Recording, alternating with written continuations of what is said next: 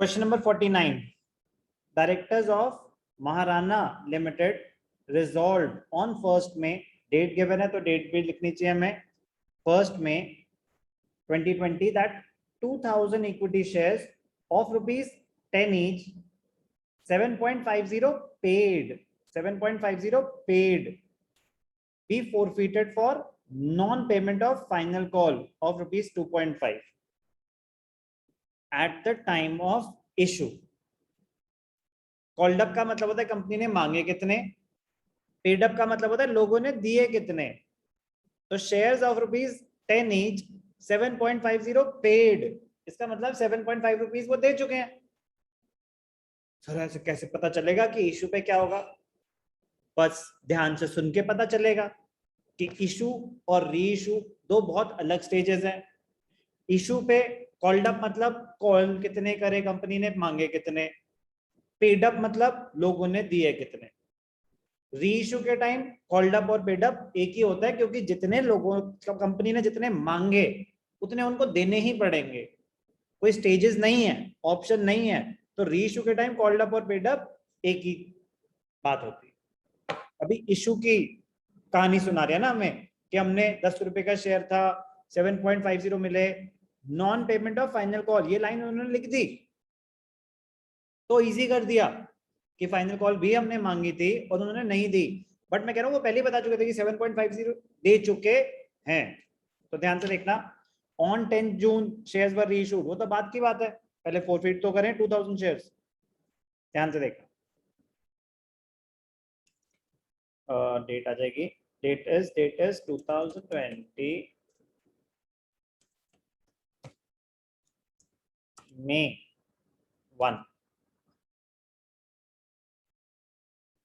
forfeited equity shares, equity share capital वो ध्यान रखना, पिछले क्वेश्चन में था।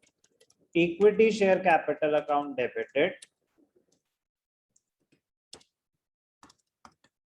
To calls in arrears, to share forfeiture, equity share capital 2000 into 10 20,000, arrears 2.5 तो 5,000 15,000 लेके देता हूँ।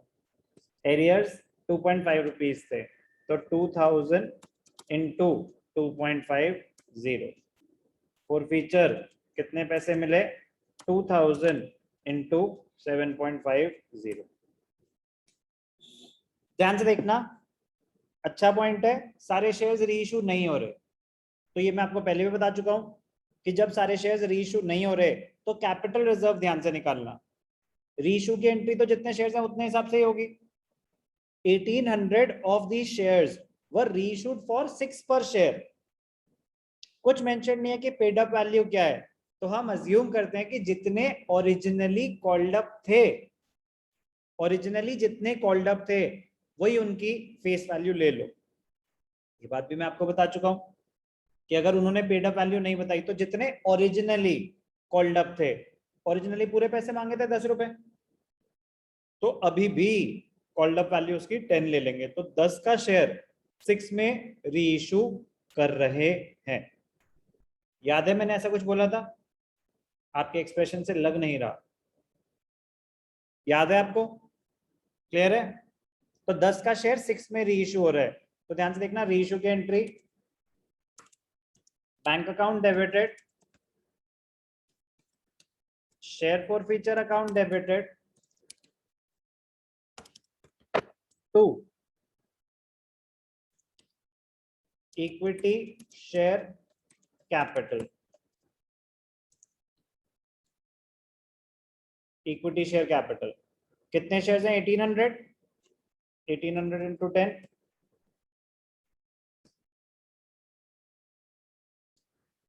1800 इंटू 10, ठीक है। पैसे कितने आए, 6 पर शेयर, 1800 इंटू 6, 6 10 6 6 8 48, 10,800 और 4 6 4 1800 इंटू 4 4 10 32 7200, 18,000। अब ध्यान से देखना बेटा, मजा आएगा, इंपॉर्टेंट है बहुत ज्यादा। मैं आपको पहले ही बता चुका हूं, when all the shares, all the forfeited shares are not reissued, तो आपको ध्यान से वर्किंग नोट बनाना पड़ेगा। क्या है working note? Calculation of capital reserve. Capital reserve का फॉर्मूला क्या होता है?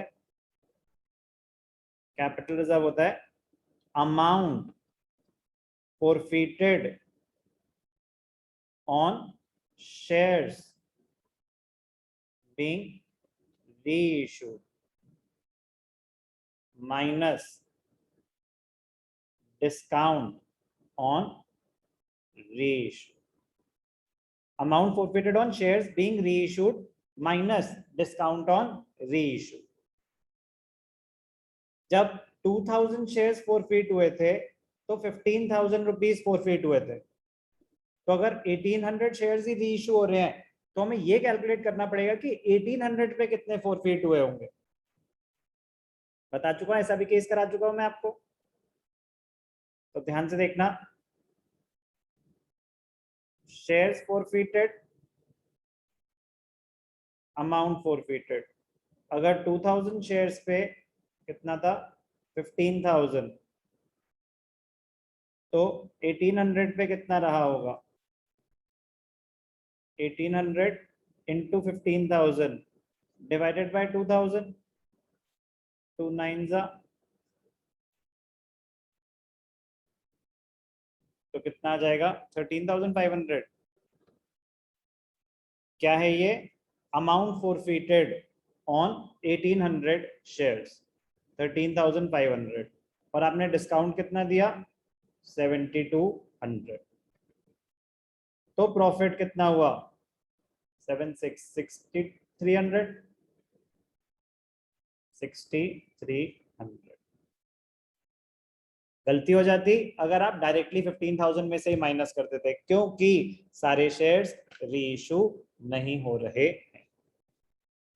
6,300 क्या एंट्री हो जाएगी? Share forfeiture account debited to capital reserve 6,300। आराम आराम से समझ समझ के करेंगे। क्या करा हमने? ये क्वेश्चन नंबर 49।